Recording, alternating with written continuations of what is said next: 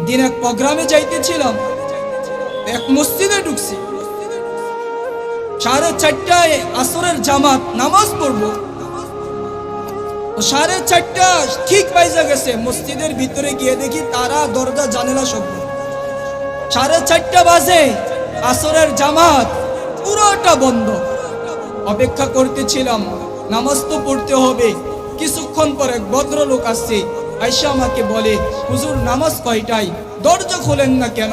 আমি বললাম, ভাই আমি তো মেহমান, আপনি এলাকার না?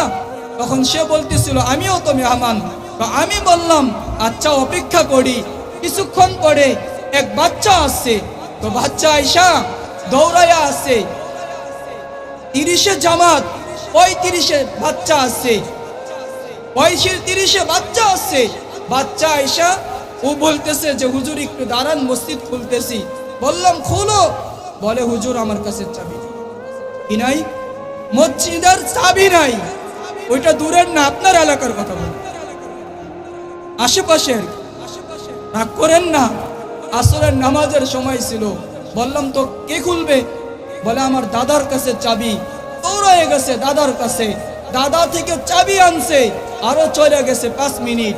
30-এ জামাত, 4:30-এ 40 বাজছে, তো আসছে, দরজা খুলছে, এরপরে আজান হয়েছে, এরপরে নামাজ 50-এ দেবে, আসরের নামাজ। জিজ্ঞেস করছিলাম, আচ্ছা তোমরা দুইজন আর লোক কই? বলে হুজুর আমরা দাদা নাতিনি পড়ি এলাকায়। আর কেউ? ফজর? ওই ফজর কেউ কি ভাবছে?